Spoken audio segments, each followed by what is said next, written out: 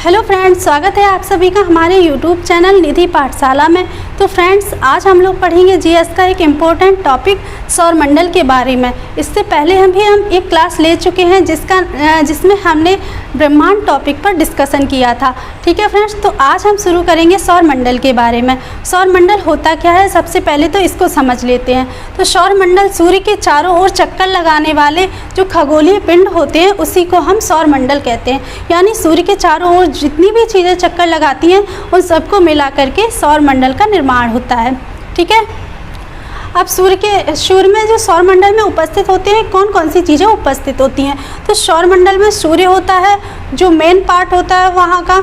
उसके बाद ग्रह होते हैं, उपग्रह होते हैं, क्षुद्र ग्रह होते हैं, धूमकेतु होते हैं और उल्का पिंड होते हैं। इस तरीके से ये सारी चीज़ें सौरमंडल में उपस्थित होती हैं। ठीक है, उसके बाद हम देखेंगे, सबसे पहले तो हमें ये पढ़ना है सूर्य के बारे में, क्योंकि ये बहुत मेन भाग होता है सौरमंडल का। तो सूर्य के बारे में पढ़ेंगे कि सूर्य होता क्या है।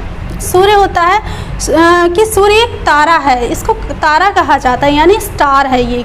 इसको ये नहीं कह सकते कि ये ग्रह है। कभी भी आपको कंफ्यूज करने के लिए कभी भी क्वेश्चन आ सकता है कि सूर्य एक ग्रह है, तो आप आंसर लगा देते हैं ग्रह है, लेकिन नहीं, ये हमारा आंसर गलत होगा कि सूर्य एक हमेशा तारा लगाएंगे, स्टार है सूर्य। उसके बाद नेक्स्ट पॉइंट है कि पृथ्वी का सबसे निकटतम तारा है ये।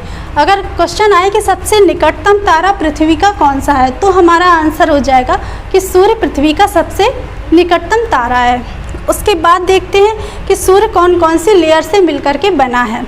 तो सूर्य के अंदर 3 लेयर होती हैं। कौन कौन सी होती है? जो सबसे मध्य का भाग होता है उसे हम कोर कहते हैं, यानी क्रोड भी कहते हैं इसको और कोर भी कहते हैं, तो आपको कंफ्यूज नहीं होना है। इसके मध्य भाग को कोर कहते हैं। उसके बाद जो इसका बाहरी सतह होती है इसकी, उसको बोलते हैं प्रकाश मंडल। क्या बोलते हैं? प्रकाश मंडल। और उसके भी बाहरी जो सबसे बाहरी परत होती है जो हमें कभी कभी दिखाई देती है, यानी सूर्य ग्रहण के समय ही दिखाई देती है, उसको बोलते हैं किरीट या कोरोना। क्या बोलते हैं? किरीट या कोरोना। ठीक है, तो हमने देखा कि हमारे सूर्य के जो सबसे भीतरी भाग है, जब सबसे केंद्र का भाग है, उसे बोलते हैं कोर। और उसके जो बाहरी सतह का भाग है, बाहरी सतह है, उसे बोलते हैं प्रकाश मंडल या फोटोस्फीयर भी कहते हैं। और उसके बाद जो सबसे बाहरी परत है उसे कहते हैं कोरोना या किरीट।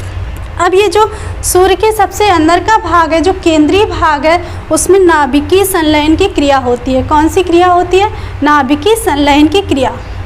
इसे हम जो इसका तापमान होता है, अक्सर पूछा जाता है, तो इसका तापमान होता है 1.5 × 10⁻7 डिग्री सेंटीग्रेड।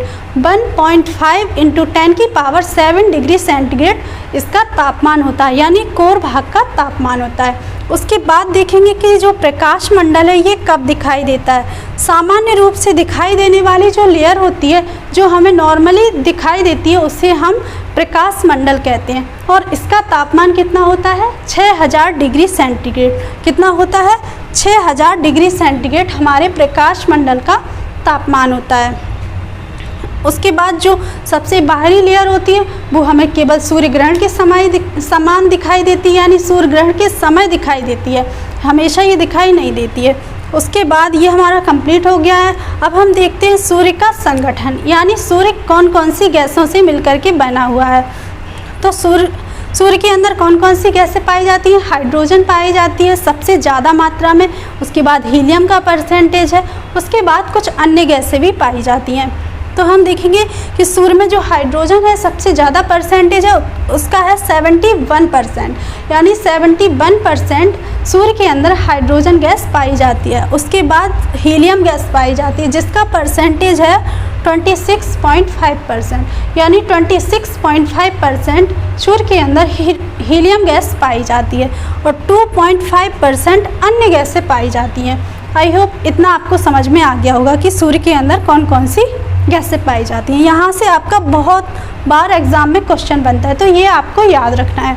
उसके बाद देखेंगे एक टर्म्स आता है कि ब्रह्मांड वर्ष क्या होता है, यानी कॉस्मॉस ईयर क्या होता है। तो ब्रह्मांड वर्ष उसे कहते हैं जब सूर्य 25 करोड़ वर्ष में हमारी आकाशगंगा की एक परिक्रमा पूरी कर लेता है, वही हमारे सूर्य का ब्रह्मांड वर्ष होता है। यानी ब्रह्मांड वर्ष उसे कहते हैं जब सूर्य हमारी आकाश गंगा का एक चक्कर लगा लेता है, तभी उसे हम क्या कहते हैं, कॉस्मॉस ईयर या फिर क्या कहते हैं, ब्रह्मांड वर्ष कहते हैं। आई होप फ्रेंड्स ये हमने जो भी आज पढ़ा है वो हमें याद हो गया होगा और अच्छे से समझ में भी आया होगा। तो फ्रेंड्स मिलते हैं नेक्स्ट वीडियो में नेक्स्ट टॉपिक के साथ, यानी इसी को हम आगे बढ़ाएंगे। तो अगर आपका कोई भी डाउट है तो मुझसे आप पूछ सकते हैं, कमेंट कर सकते हैं और हमारे चैनल को लाइक कर सकते हैं, सब्सक्राइब कर सकते हैं और शेयर भी कीजिए। ठीक है फ्रेंड्स, थैंक यू एवरीवन।